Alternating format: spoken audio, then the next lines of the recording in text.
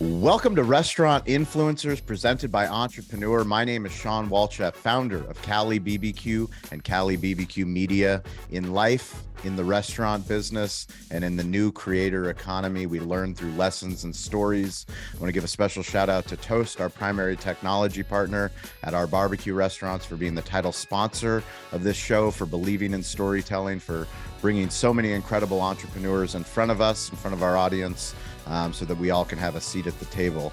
Today, we have a special guest, Steve Chang. He is the founder of at Copa Vida. Steve, welcome to the show. Thank you. Thanks for having me. So grateful to have you. Been doing some research on Copa Vida and really excited to have you on the show. This is why we started this show, was to share all the secrets, all the lessons, all the beautiful lessons of the things that we do right as entrepreneurs and all the things that we do wrong. So thank you for your time. Yeah, no, my former mentor and CEO at a previous life used to tell me, experience is what you get when you don't get what you want. And I have plenty of experience to share. That's a good one. I like that. Yeah. So I'm gonna start with our favorite random question, which is, where in the world is your favorite stadium, stage, or venue? Oh, Dodger Stadium by far. Unfortunately, even though I have a lot of locations and I'm a big fan of San Diego as well, but yeah, I felt more. I'm an immigrant. I came from South Korea when I was 8 years old, and I really felt like an American when I fell in love with baseball. And Dodger Stadium is where that happened for me. So yeah, it's my favorite place in the world when it comes to events, spaces, or arenas, or anything like that. Well, we're going to go to Dodger Stadium, and I'm going to convince Toast. I'm going to convince Entrepreneur. And we're going to get some incredible brands out there, but we're going to fill the stadium with hospitality professionals, people Yeah. that we say play the game within the game. So anybody that listens to this show, obviously you care about leveling up your hospitality and becoming a better business person. But I'm going to put you on the pitcher's mound. Yeah, And there you go. I'm going to say, Steve, now we have how many people in Chavez Ravine? How many people does Dodger Stadium fit? 52,000, something like that. 52,000. Yeah, So when it's at max 52,000. capacity. So we're Yeah. max capacity. We're going Yeah, to get yeah, yeah. 52,000 hospitality professionals from all over the globe. And I'm going to put you on the pitcher's mound. I'm going to say, Steve, I need you to share the Copa Vida story. Tell us, how did it Yeah. all start? It started about 10 and a half years ago now. I can't believe it's been that long. But my family, my wife's side, used to own a noodle business in Los Angeles, and I worked there for 12 years. Before that, I was actually in race relations work. Right out of college was when LA riots broke out. And I felt because I'm bilingual, I could help in that situation.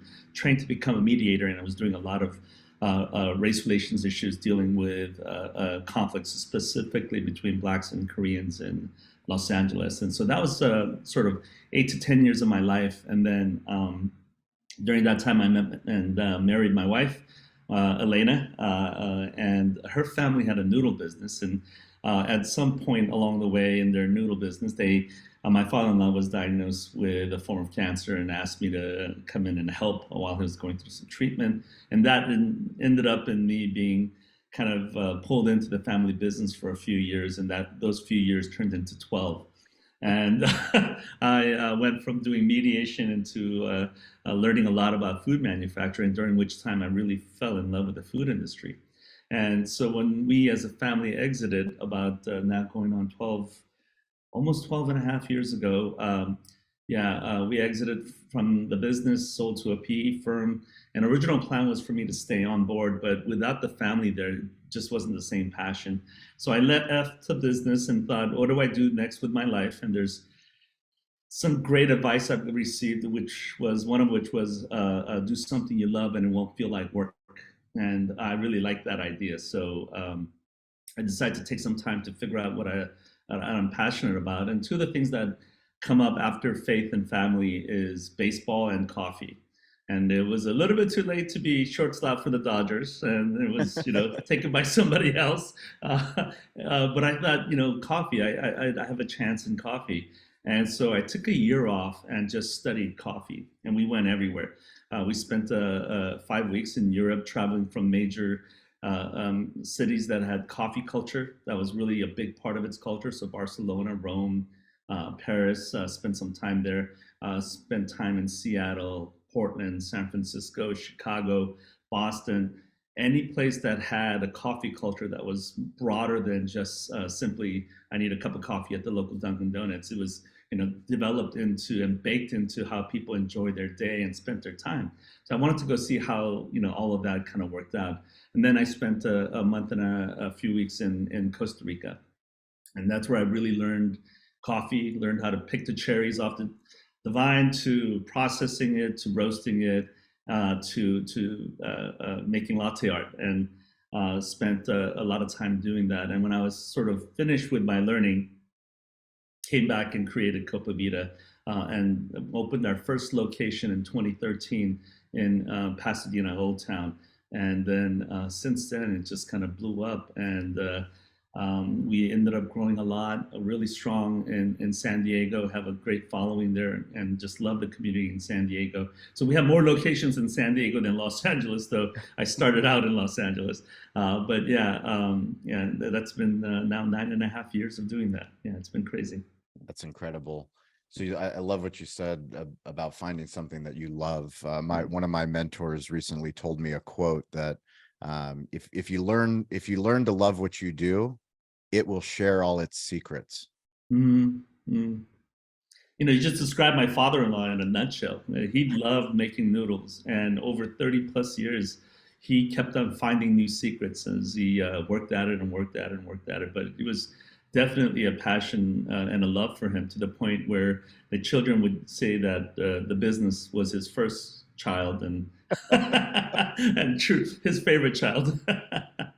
Now, when you look back on the travels before you launched Copa Vida, you talk about coffee culture. Where were the secrets presenting themselves strongest? Yeah. I think the first secret I learned was there is no such thing as the best coffee in the world. There is no such thing as the greatest coffee. Everywhere I went, people had a different understanding of what that was.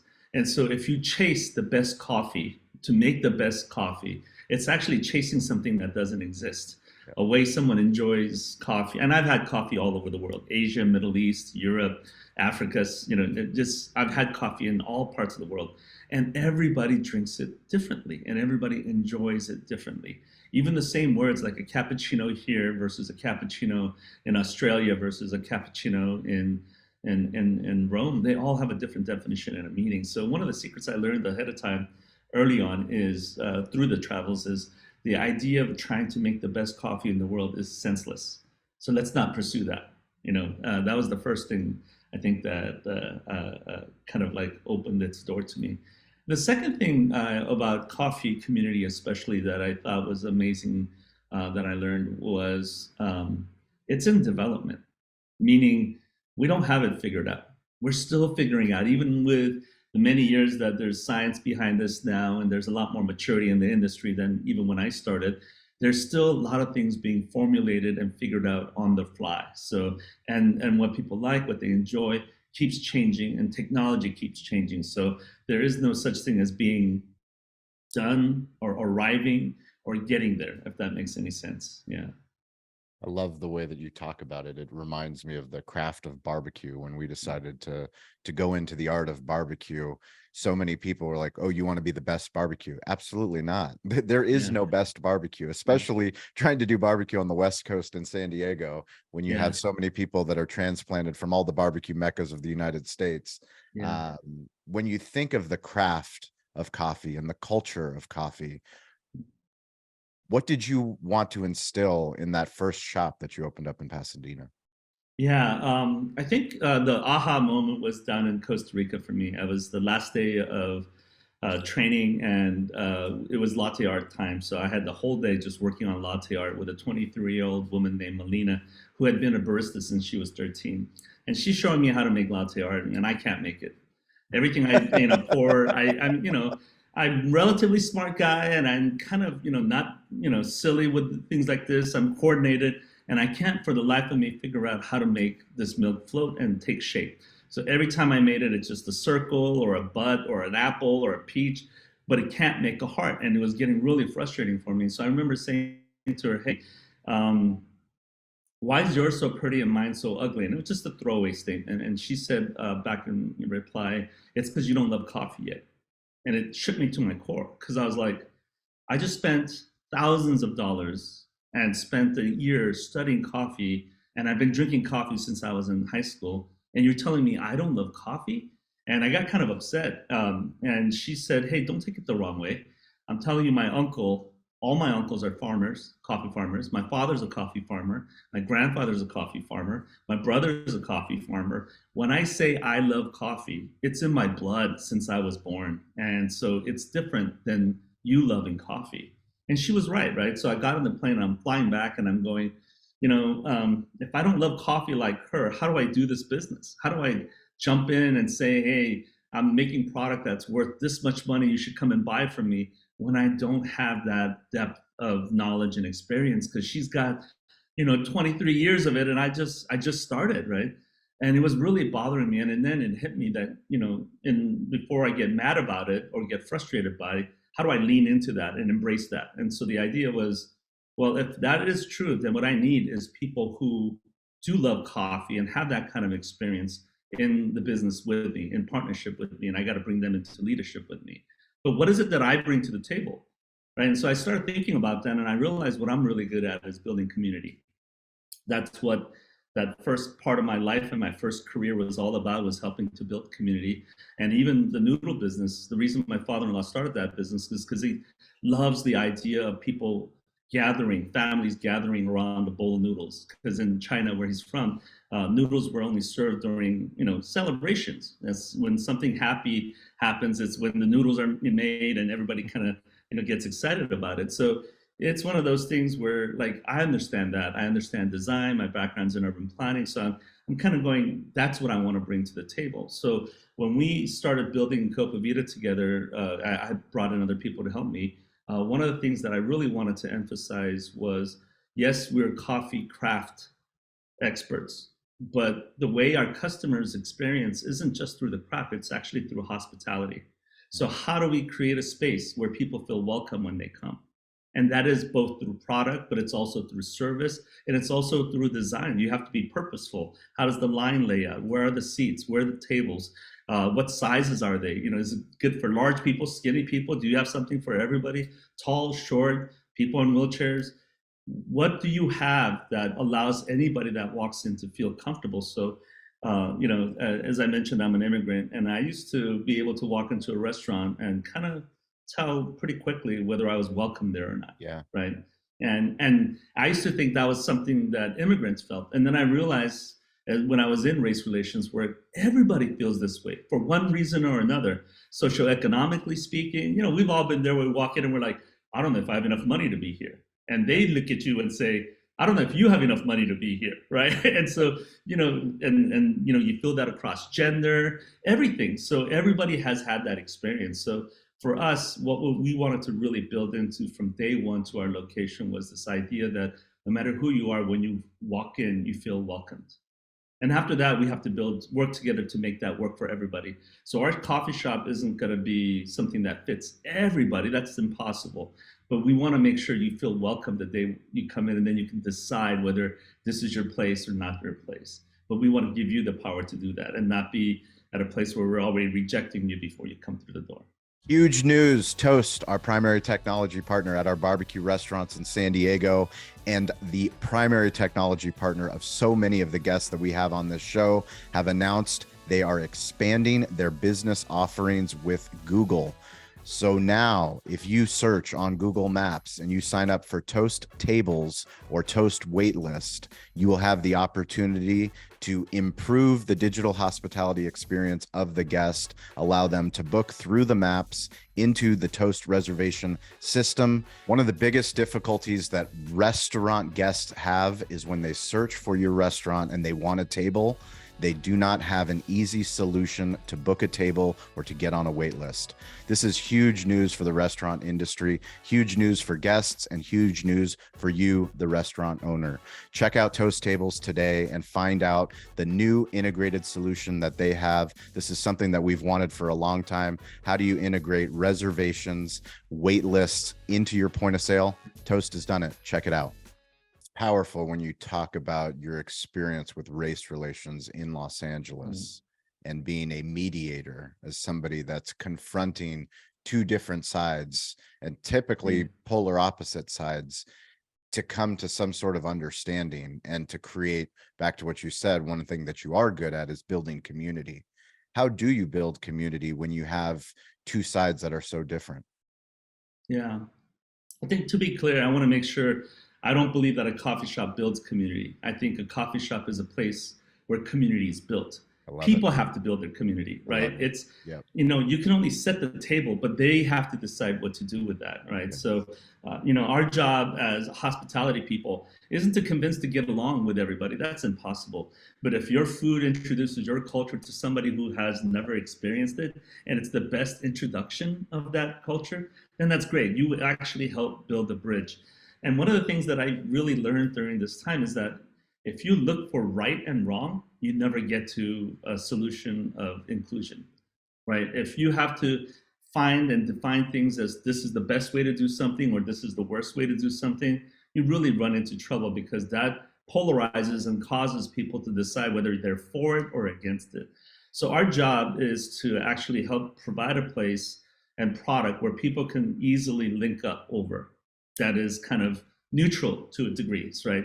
So how does that work in a coffee shop? Well, yeah, space, design, and light really actually matters. So, we actually try to build in a corner of the coffee shop that's always darker than the rest, so that someone who wants to feel more intimate or be in a quiet place can find that. And we always have a place where there's a larger communal table and something that more people and strangers can actually sit around.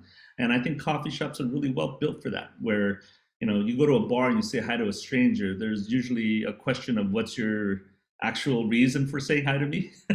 It could be for a lot of different reasons.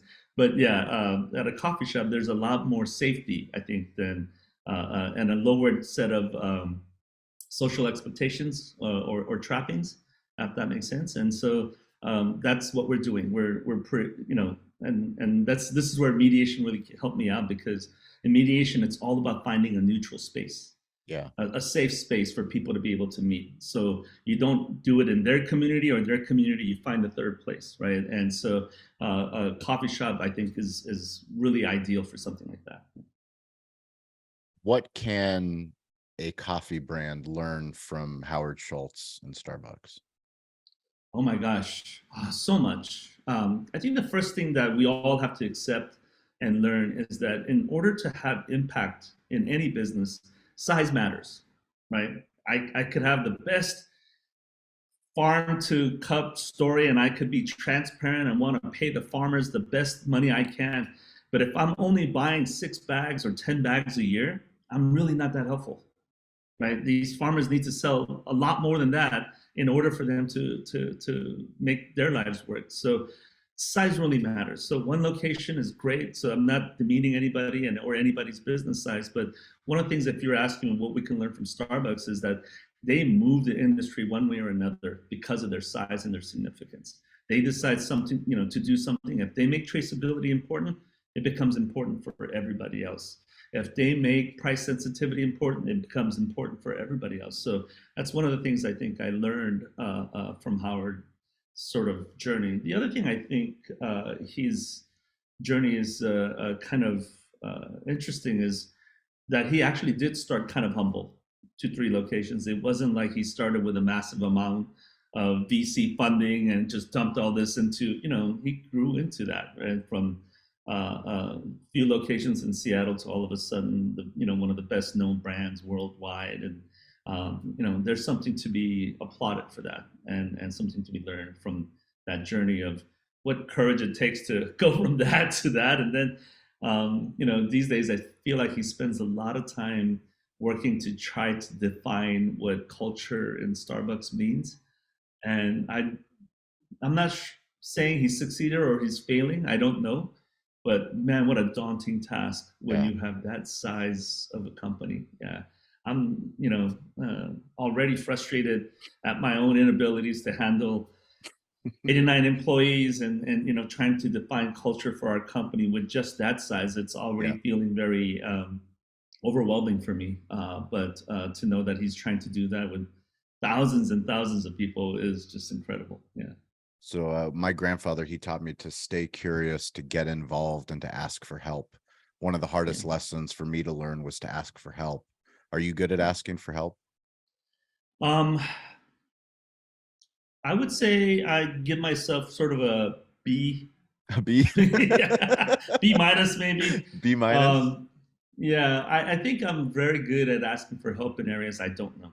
Yeah. And that's not hard for me to say. But in areas that I think I know, I don't ask for help. But then you realize after a while, oh, you didn't know it as well as you thought you did. You know, Yeah. and you could have asked for more help on that, and you probably would have gotten better input. And especially from, I think, folks that work for you, and not just others who you would go out to. So there's a little bit of that, but it's a really sort of fine line to kind of stay on, right? Because um, you have people looking to you to make decisions, to trust your instinct, your judgment, your experience. So if you constantly have to ask people for help with that, you feel like, at least personally, I do, feel like you lose some of that credibility as a leader. But then if you don't ask for help, you're not going to get it done either. So Yeah. it's this sort of fine line of maintaining leadership at the same time being flexible enough. I think where I have the hardest time asking for help is whenever that input impacts our brand, because I do want to hold on to that jealously. And I Yes. think it's okay that as a founder or an entrepreneur or as an owner, that you want that to be held in sort of tight uh, uh, core, because Yeah. that's the reason you got to where you got to. So why would you all of a sudden go, okay, now somebody can come in and change my brand because I don't know where to take Correct. it next yet, right? So Yeah. yeah, that's where I kind of yeah. When you look at the business that you're in, the coffee business, and you think about all the things that you can do to add additional revenue streams, Yeah. where do you draw the line where you say we're selling tea, we're selling food, we're a Mm. restaurant, we're a retail company? Where do you draw the line? Yeah. Oh, that's such a great question. I don't have an answer because I've stretched into so many things. But Copa Vida started with the intention of our tagline is actually coffee, tea, food, and life, right? So we started with the food program. That was one of the things that made us niche. Our sort of entry into the LA coffee scene wasn't, oh my gosh, they have this amazing coffee program. It was more, hey, they have this great coffee program and they serve great food too, and that was kind of unique. There wasn't a lot of places that were that was able to do both. It was either a great coffee shop with some marginal food or a great restaurant with some decent coffee. But we tried to find that line in between. And tea was another segment of ours that was very important to me, especially coming from an Asian background. Tea has a special place in my heart too. So it's one of those things that we spent a lot of time developing. But because we already started with sort of three core areas of service and product. When I started adding more to that, it really put my team on its heels, right? So merchandise and okay, that's too much. Ready to eat, and, oh yeah, no, not too much. Catering, oh my gosh, that's a whole nother beast. You need another person. Okay, let's pull that back. Subscription, and of course, COVID changed all of that, and Yeah. we realized some of the decisions we made early on was very helpful for that, and then some of the decisions we made real early on was really hurtful to that. So we saw both sides of that. But yeah, I think it's anything that takes you away from your core too far. I think would be my answer to that. And regardless of what you add on, it should never ever take the place of the core unless you intentionally shift your core. Yeah. Do you have a story of any of the locations where you opened and you either regret opening or you wish you had done something a little bit differently? Oh yeah. We had one location. It's already closed, and so I won't talk about it. But the partnership I had with the developer was really great, which is the reason why I took that location. But the person who was in charge of that relationship with us, the person who was in charge of that building, developing it, retired halfway through the build out. Uh, And then some new folks came in.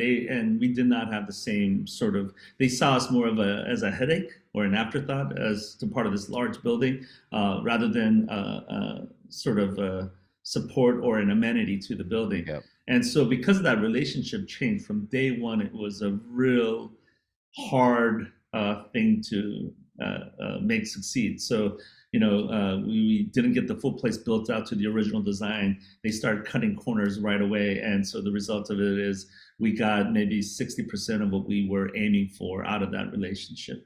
And then just, it was one of those bad luck places. We had Yeah. somebody who jumped off the building and committed Oh. suicide, and not from our team, but somebody Yeah. in the building with another tenant, and that happened right in front of our coffee shop. I mean, Oh. stuff like that just made me go, okay, I don't want to be here. Yeah. This is just got that kind of not a natural fit, and that was always hard because yeah, the tenants, the landlord, and our own team, nobody felt comfortable being there. Yeah.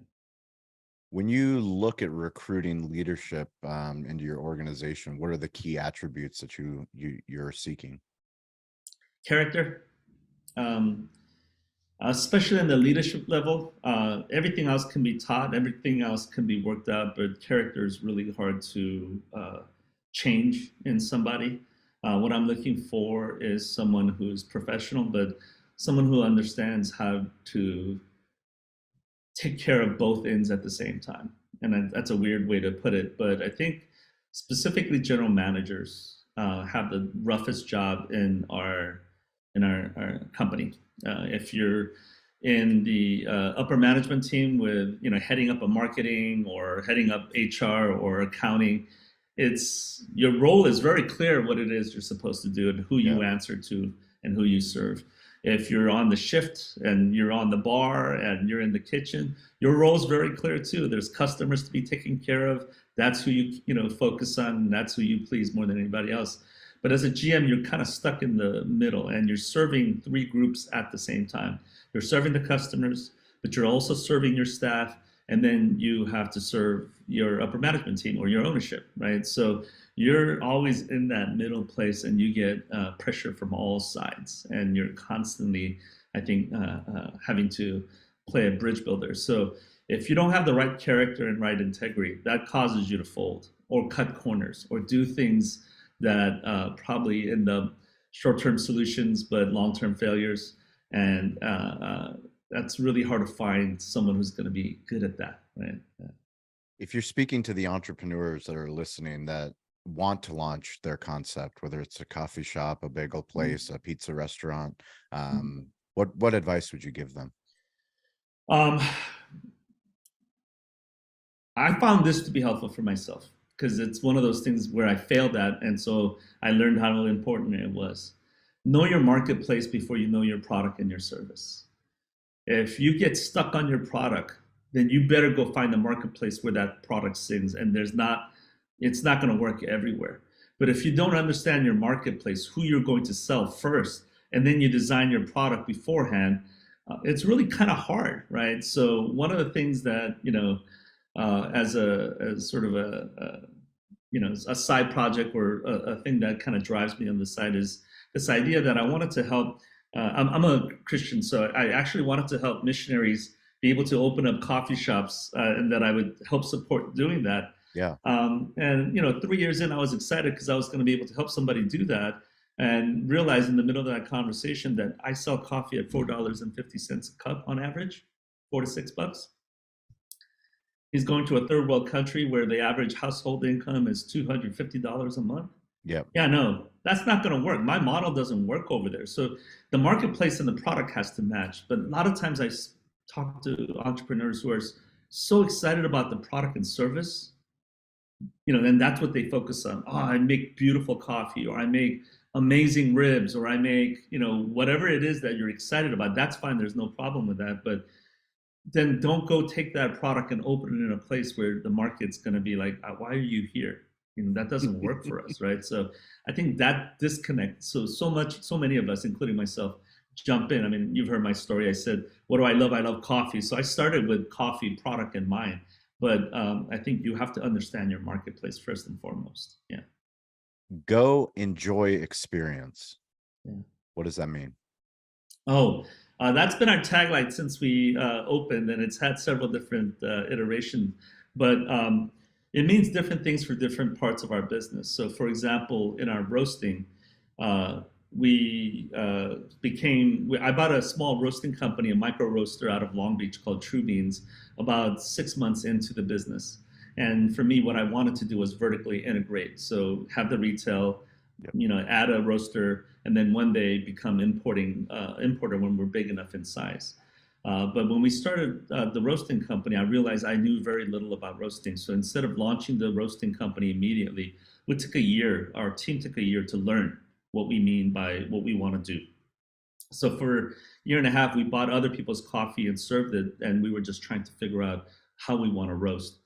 And when we started doing that, I got really frustrated because there were so many people who were throwing out certain words that weren't meaning the same thing to each other. So we would say words like specialty coffee or third wave coffee, Yes. or dark roast, light roast, without actually having a clear understanding of what those terms meant. And it got very frustrating because the committee I created, one was a superstar barista, another one was a superstar roaster, and the other one was me, which is, I call myself a superstar taster because I love enjoying things more than I like making things in many ways. Yes. So the three of us would argue about what we wanted to do with coffee. And in that argument, I realized we weren't even using the same terminology in the same way. So we had a swear jar. So if we used words like specialty, say I that's not love it. specialty, we had to put money in there because That's great. it was like we got to get ourselves off of that. So how do we create language where we're going to understand each other? And that's where Go Enjoy Experience came in. So Go Coffees are coffees that we roast that are, super nutty, chocolatey, sweet, and it's meant to go really well with milk. That's what we're looking for, kinds of coffees that fit in there. And then Enjoy Coffees are coffees that are a little bit more acidic. So it has floral notes, it has fruit notes. It's one of those, oh man, I never knew coffee could taste like this. And you should be able to enjoy it black without having to add anything to try to hide or enhance flavors. And then experience coffees are coffees that have a story behind it or are award-winning coffees. And so it means something deeper than just something you're drinking as a beverage. You have to experience the full thing.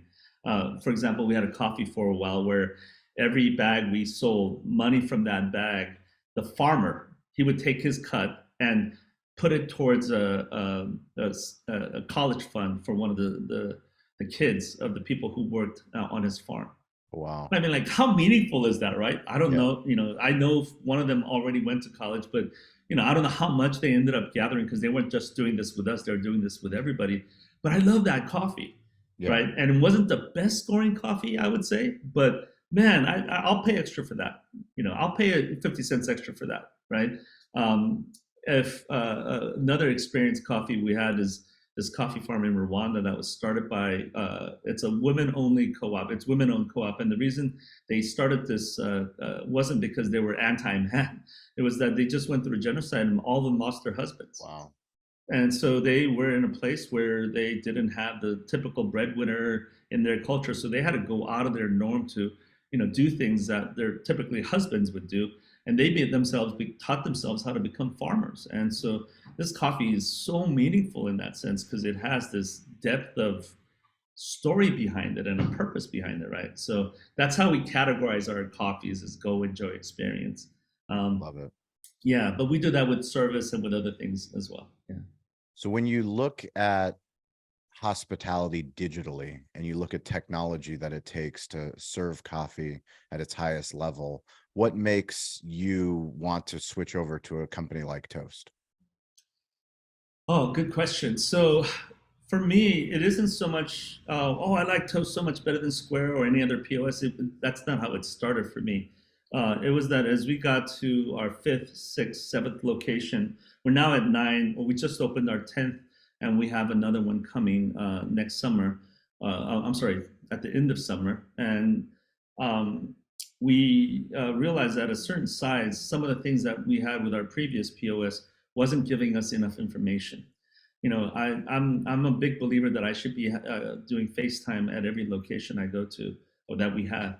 But once we got past five, it was really hard to even visit everyone every week, right? Because you go into one location a week, and you're still, week and a half, 2 weeks Yep. before you're at every spot. So you start to miss a lot of things. And I'm a huge believer in management by walking around, right? You got to go see it. You got to go smell it. You got to go touch it. You got to feel it if you're going to know what's happening. But as that becomes less and less feasible, you have to depend on data that's driven to you, data that's made easy to access, but also to understand, data that shows you, true picture. And I don't believe, a qualitative analysis is the only way to look at your business, or that you should. I mean, well, quantitative. I'm sorry. You need both. You need qualitative, quantitative, right? You need people's color into what's happening, but the numbers speak for themselves as well. And that's why Toasts became something we decided to dive into. And so we're going through a transition process. It's going to take some time for us to do that. But as we open new locations, we're transitioning into Toast so that we can start building that into all of our locations. But my dream one day is to have a dashboard, which one of the things that Toast does provide, that shows the performance of all of our locations in a very digestible way. Yeah. Well, I know they're working on some stuff that I can't say, but they're definitely working on some things Yeah. to make life easy on the multi-unit brands. Yeah. So every single week on Wednesday and on Friday on the social audio app Clubhouse, we invite digital hospitality leaders, people that listen to this show. So no matter where you are on earth, we want to hear about your restaurant. We want to hear about what you're building, whatever drives you. If you're in sales, if you're in marketing, if you're a content creator, if you're in hospitality, please join us on the social audio app Clubhouse every Wednesday, every Friday, 10 a.m. Pacific time. We also give shout outs for people that support this show. This week's shout outs going to Eric Gustafson. He is the Toast rep that called my attention to Steve Chang and the incredible Copa Vida story. I am so grateful to have your wisdom on the show to share with our listeners and our audience. Now I'm going to ask you a difficult question. I know you have an entire team behind you, but I need you to give me a shout out of one person on your team that has gone above and beyond. This is going on entrepreneur.com, so they get their time to shine. I need one person. Yeah, no, I mean, you're going to get me in trouble because I have so many great people on my team and I depend on them. But right now, the person who's probably feeling the most pressure of all the switches and changes and build up is a woman named Brandy Erickson, and she's our regional manager. And she's been running back and forth from San Diego to LA every week and managing both our new location and development, as well as getting our team in order as we grow and scale. And she's only, she's been with us less than a year, and she already feels like this person who we couldn't live without. And so I just want to, shout out to her and thank her. And she's doing an amazing job. Yeah. That's awesome. Well, congratulations to her. Now I'm going to ask you real quickly about your smartphone usage. So we believe in smartphone storytelling. We believe there's never been a greater time for business leaders on earth to connect with people all over the globe, telling stories on the internet. Do you prefer working on your desktop or on your smartphone? Oh, I'm going to sound like a boomer, but a desktop is something that I prefer more. But in reality, I use my smartphone more than my desktop. Okay. Desktop or laptop? Laptop. Sorry. Laptop. Okay. iPhone or Android? iPhone. And what version? I have no idea. I have, I think. You don't get the latest. You don't always upgrade, I guess, is the question. No. I feel like the turnover time. I It's really want an ROI. I hate waste, and every time I feel like I take a perfectly fine phone and upgrade it to the next phone, I feel like I haven't gotten my return on investment yet on the original phone. I And love this it. is where my daughter goes, "Okay, boomer," but Okay. Okay, boomer. yeah, Email or text? email still, Phone call or text? phone call. Phone call. Do you listen to music on your phone? I do. Spotify or Apple Music? Apple, Apple. What's your favorite app?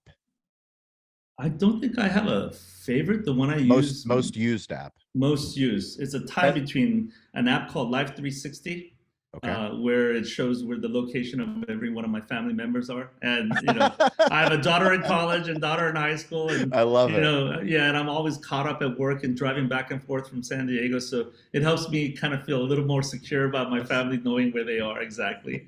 And then as far as the other part is, I'm probably on my Square app quite a bit because that's where currently, and that's soon to be Toast app, I'm sure. But I'm sure. yeah, on my because I want to see my numbers.